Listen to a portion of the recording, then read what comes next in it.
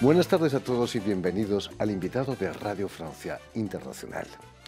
La editorial francesa Fayard acaba de publicar Rêve d'Espagne, Sueño de España, libro que la escritora francesa Marie-Christine Villa ha dedicado a la influencia de España en la música del país galo, relación ancestral entre amor y odio, entre atracción y rechazo.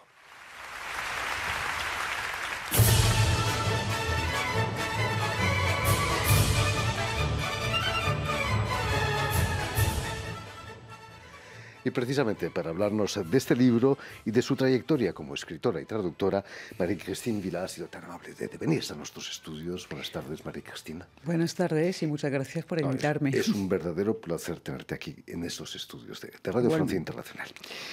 Permíteme que explique antes que nada que has nacido aquí, en París, y que en tu familia hay muchos artistas. Tu padre catalán, un artista conocido, tu madre pianista. Imagino que era inevitable que tú tomases el camino de las artes, ¿no? Bueno, inevitable nunca se sabe, pero fue así. Y estudié filosofía y música y rápidamente empecé a escribir, bueno, sobre todo a interrogarme, ¿no? Más que práctica musical, lo que me interesaba era más análisis musical, musicología y bueno. Imagino que el olor de trementina estaba en tu casa, pero también el piano también, ¿no? ¿Qué música escuchabas cuando eras pequeña? Bueno, mi madre era pianista, entonces el piano, sí, claro, le he escuchado toda mi vida y desde muy, muy pequeña, ¿no? Pero también otro tipo de música. No había barreras, no había muchas así. No había por un lado la música culta, digamos, ¿no? Y bueno, lo demás. Yo me acuerdo de muchas músicas desde muy pequeñas. Y me gustan todas. Bueno, las buenas. Naturalmente. ¿En tu casa se hablaba francés, español, catalán? Bueno, mi madre francesa y mi padre catalán, y entonces sí se hablaba las tres. Bueno, mi padre hablaba catalán y castellano y mi madre francés y bueno. Y a pesar de esa riqueza lingüística vas a estudiar filosofía, ¿no? Sí. ¿Qué es lo que te lleva a la filosofía? Esas ganas de analizar. Quizás eso. Y bueno, empecé así a los 18 años, más que todo para seguir estudiando. Que en Francia se estudia el año terminal, se estudia filosofía y entonces quería seguir. Y aparte de eso, bueno, eso de música. Y poco a poco hice como mi mundillo entre filosofía y música. Vas a hacer una tesina incluso sobre la música medieval catalana, los famosos gozos, como se dice en castellano, ¿no? Sí. Es un tema arduo, ¿no? Sí, es que para mí era como un poco un misterio. Siempre me pasa eso, ¿no? Empiezo a estudiar o a escribir porque hay una interrogación, hay un misterio, hay una cosa que no entiendo bien y que quiero entender más. Y entonces eso era de los gozos, ¿no? Con una cosa que me interesa también siempre, que es lo culto y lo popular. Y eso siempre, al final, me doy cuenta ahora, ¿no?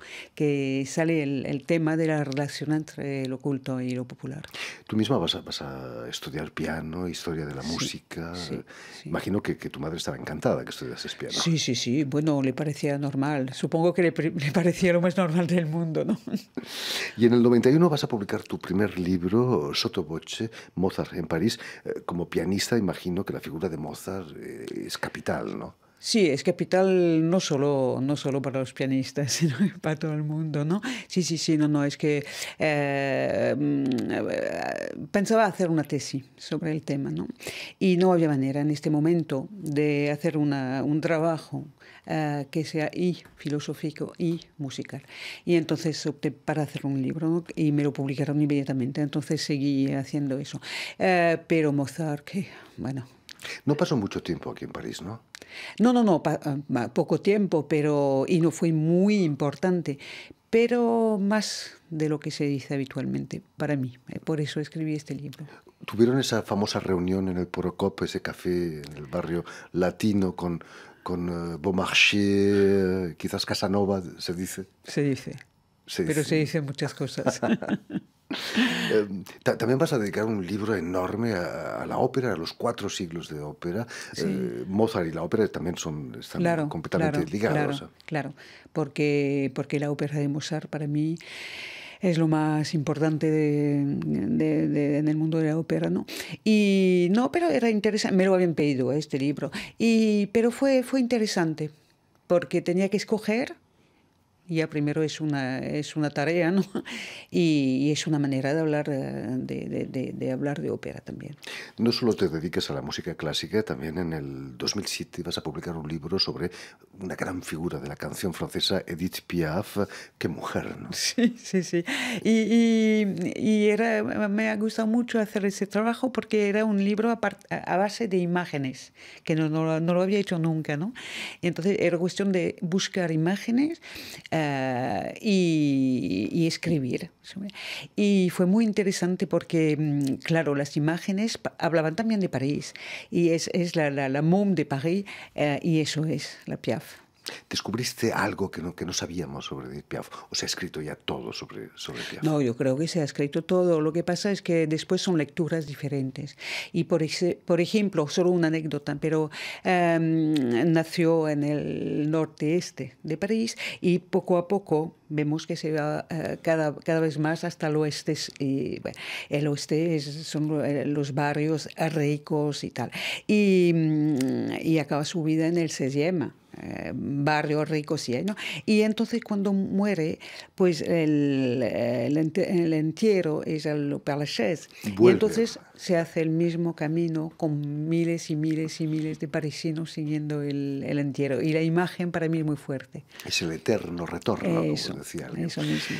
Volviendo, María Cristina, al libro que acaba de publicar Fallar, ¿cuándo empiezas a interesarte por el papel de España en la vida musical francesa? Bueno, hace mucho tiempo, la verdad, porque antes de pensar escribir un libro, siempre pensaba, pero ¿qué pasa con España, con la música española en Francia? Es muy importante, tiene un papel muy importante en la música, no solo culta, sino más bien popular también, ¿no? Y eso por una parte, y después no se habla nunca. Bueno, los musicólogos, la gente que habla así de música y tal, no hablan nunca de música española y casi como si no existiera, ¿no? Y hacía mucho, mucho tiempo que pensaba en eso, ¿no? Y bueno. ¿Se puede decir que la mejor ópera española es francesa, la Carmen de Bizet? Sí, y bueno, casi se diría que es la única, ¿no? Y la única. Porque la música española tiene un problema con la ópera, eso sí, bueno, es que...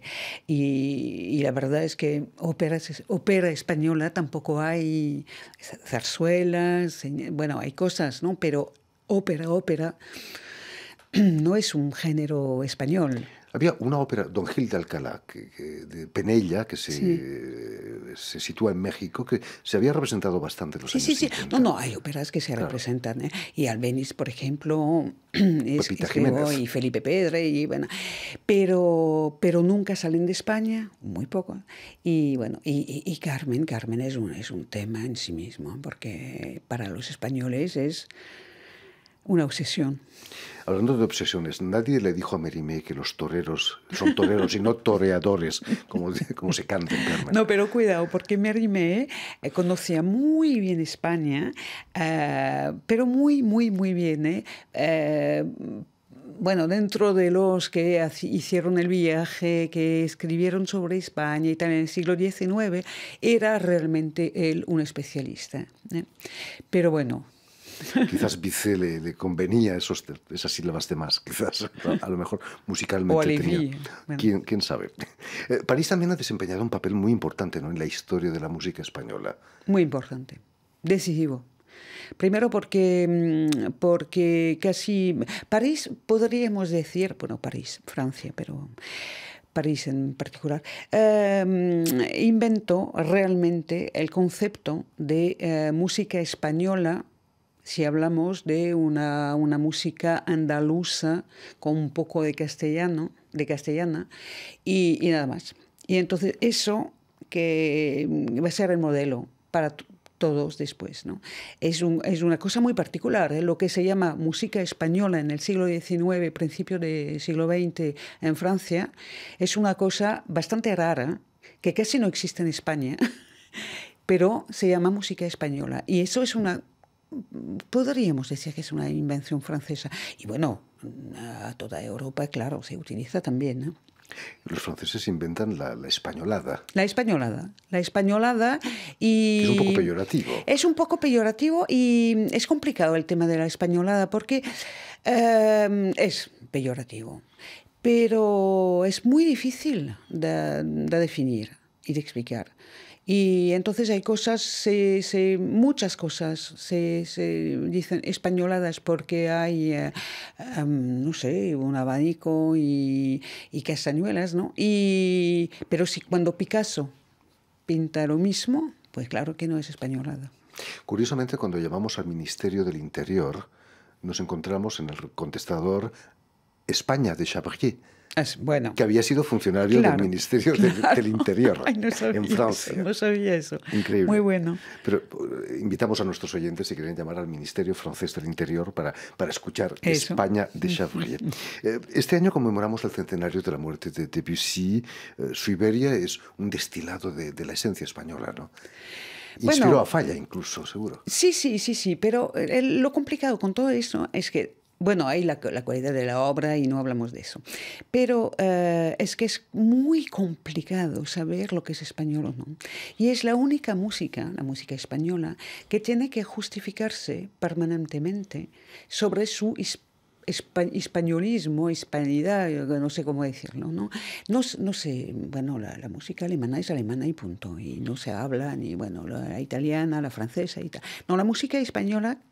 Todo el mundo tiene su punto de vista. Eso es español, eso no lo es, eso es muy español, eso es españolada, eso es... Y es muy curioso. Y he trabajado años sobre el tema y todavía me quedan dudas e interrogaciones y tal sobre el tema. No solo para en París, la españolada llega incluso hasta Moscú, ¿no? Rimsky-Korsakov tiene un capricho español en Rusia. Esto no está en tu libro, por supuesto. No. No podía hacer todo lo que quería porque, bueno, hubiera hecho 3 volúmenes. Pero lo de la música rusa es muy interesante. Es otra parte del tema, pero es interesantísima. Y después lo vemos también con Stravinsky y Falla, por ejemplo, ¿eh? Y estos dos se entendían perfectamente. Hay un punto en común fuerte entre las dos músicas. Precisamente Falla y quizás Isaac Albéniz intentan salir de ese cliché de la españolada, ¿no? Eso va a ser realmente el objetivo y la música española moderna nació en París justamente porque no se podía hacer en España mismo, porque no se podía trabajar. Los músicos españoles no podían trabajar en España. Bueno, no podían comer con esto. Entonces tenían que escribir zarzuelas y zarzuelas para comer y no podían dedicarse a otra cosa, ¿no? Entonces es en Francia realmente que esos escriben las partituras que realmente quedarán como los modelos, las grandes partituras de la música española moderna. Cuando se habla de influencias, ¿quién influencia a quién? ¿Los impresionistas a Falla y Albéniz o al revés? ¿O hay una especie de va-y-vient, como dicen los franceses? Eso exactamente lo que dices, una especie de va-y-vient. Y es lo interesante, porque realmente entre Ravel, sobre todo unos cuantos años de oros, porque entre Debussy, Ravel, Albéniz, Falla, hay una mezcla, hay una cosa extraordinaria y con Viñes, no olvidemos a Ricardo Viñes, que realmente tuvo un papel muy importante en esos intercambios entre los músicos y las músicas. El bolero de Ravel sigue siendo uno de los grandes hits de la música clásica, ¿no? Claro. Toda la gente dice que no vale nada, que es muy aburrido, que no es música, incluso lo que decía el mismo Ravel, y de otra manera.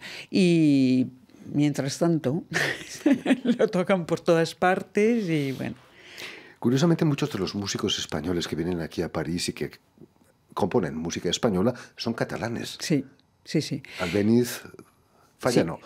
No Falla no, Granados, pero Granados, Granados, ¿no? Y también Ricardo Viñes, Joaquín Malats, Pedrell.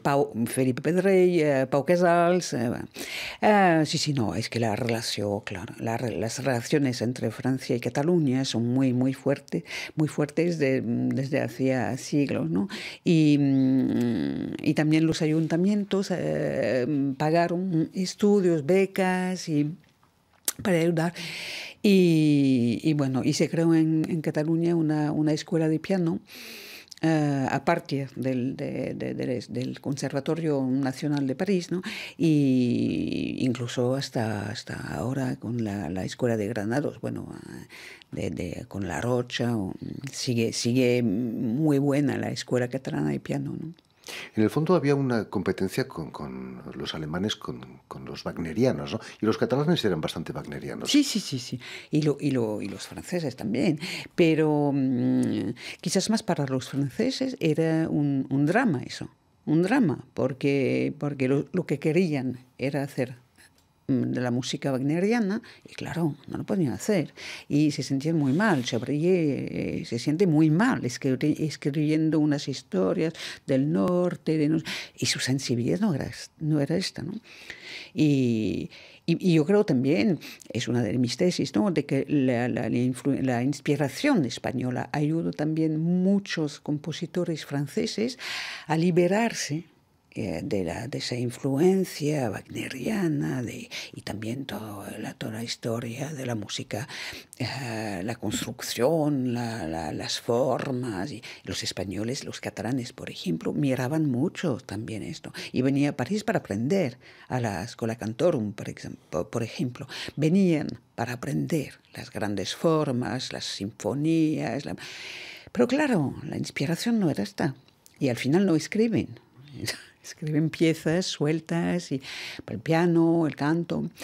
Y muchos franceses también se liberan de cierta manera de esa influencia muy fuerte gracias a esa inspiración española.